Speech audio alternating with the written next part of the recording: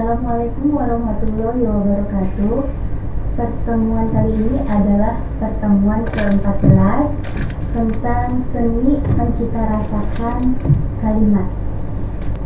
Pengertian kalimat adalah terdiri dari minimal subjek sama predikat, diawali oleh huruf kapital dan diiringi oleh tanda baca. Nah, ada beberapa jenis kalimat. Yang pertama adalah poin A, tukul arwana semakin melejit.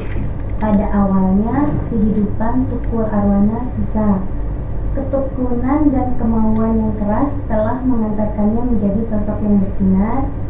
Tukul arwana semakin populer dan bergelimang uang melalui acara Empat Mata yang disiarkan oleh Trans 7.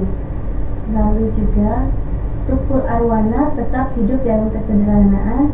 Kemudian, itu kalimat jenis paragraf yang pertama terdiri dari 5 kalimat. Kalimat yang kedua atau paragraf yang kedua ini terdiri dari beberapa kalimat, yaitu presenter kocak, tukul arwana semakin melejit. Walaupun pada awalnya kehidupan lelaki yang bernama lengkap Tukul Rianto susah, kehidupan dan kemauan yang keras telah mengantarkannya menjadi sosok yang bersinar. Terus tukul si kembali ke laptop semakin populer dan bergelimang uang melalui acara Empat Mata yang disiarkan oleh Trans 7, tetapi tetap hidup dalam kesederhanaan. Dari dua jenis kalimat tersebut, mana yang lebih menarik sama mana yang memiliki cita rasa? Nah, kalimat yang pertama atau paragraf yang pertama itu terasa menonton karena kita lelah membaca. Kemudian paragraf yang kedua yang terdiri dari beberapa kalimat itu lebih mengalir dan enak membacanya. Mengapa? Karena paragraf yang kedua yang terdiri dari beberapa kalimat itu lebih baik daripada paragraf yang sebelumnya. Di sana ada kompilasi, ada kalimat tunggal, terus juga ada intra kalimat, terus juga kalau kalimat yang atau paragraf pertama itu kurang menimbulkan rasa karena tidak ada pengkompilasi dan kata hubung, sehingga cita rasa kalimat menjadi rusak, tidak lancar dan tidak mengalir. Pengompilasi yang dapat dilakukan dengan cara berklimaks dan berlepas. Kalimat klimaks ini bisa dibuat dengan pengompilasian anak kalimat, induk kalimat. Kalau kalimat berlepas itu dilakukan dengan cara mengompilasikan induk kalimat terlebih dahulu, kemudian diikuti oleh anak kalimat. Nah, jenis kalimat yang lain adalah kalimat bervariasi. Kalimat bervariasi ini terdiri yang pertama kalimat pernyataan atau deklaratif. Ini digunakan kalimat tersebut jika kita hendak memberitakan atau menginformasikan sesuatu. Bentuk kalimat pernyataan bisa aktif, bisa pasif. Kalau kalimat aktif itu subjeknya melakukan suatu perbuatan aktivitas, kemudian juga ditandai atau diawali oleh awalannya atau ber. Misalnya, Ani membeli kue di pasar.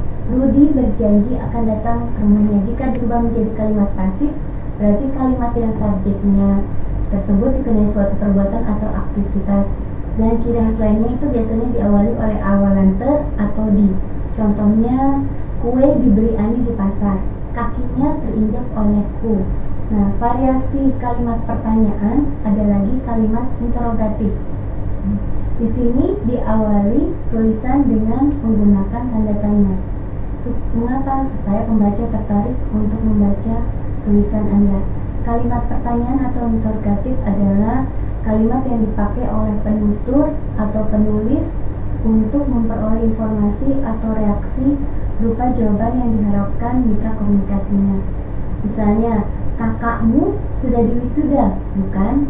Kamu sudah makan atau belum? PR-mu dapat kamu kerjakan atau tidak? Apakah barang ini milik saudara?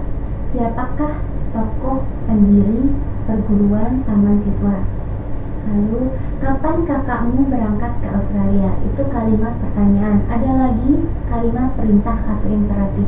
Ini biasanya kalimat berisi ajakan, suruhan, atau larangan untuk melakukan sesuatu. Tolonglah bawa sepeda motor ini ke bengkel, itu termasuk permintaan tolong. Permohonan, janganlah kamu menyeberang sekarang, itu termasuk jenis kalimat larangan. Ayolah mari belajar, ayolah kita belajar, pergilah kamu sekarang, itu biasanya ajakan atau suruhan. Lalu ada lagi variasi panjang pendek. Nah, variasi panjang pendek ini maksudnya supaya ada efek gramatikal, jadi supaya pembacanya tidak bosan. Ada yang kalimatnya panjang, ada kalimatnya pendek. Ada lagi kalimat seru atau eksklamatif. Ini biasanya mengungkapkan perasaan emosi yang kuat oleh si penuturnya, termasuk kejadian yang tiba-tiba dan memerlukan reaksi spontan.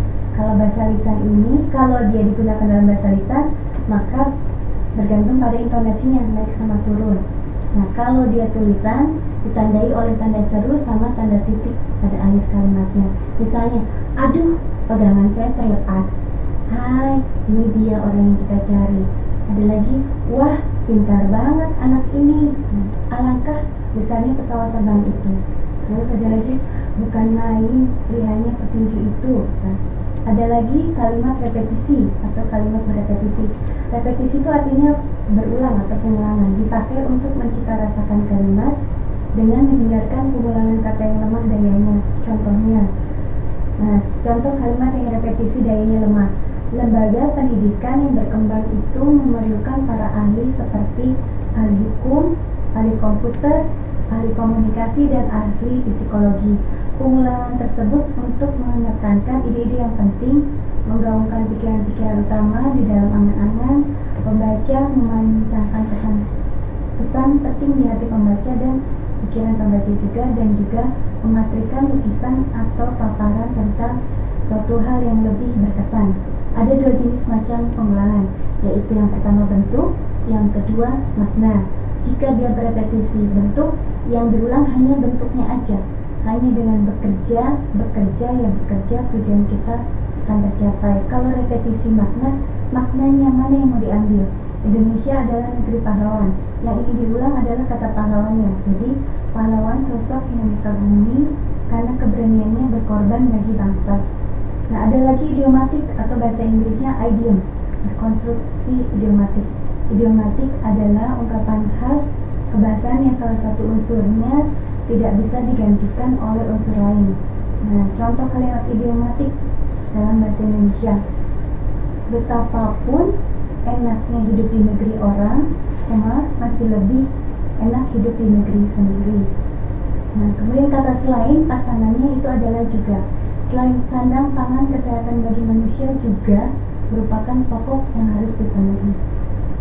Oke, demikianlah materi pertemuan ke-14 telah saya sampaikan. Semoga materi kali ini bermanfaat bagi kalian semua dan dapat dipahami. Assalamualaikum warahmatullahi wabarakatuh.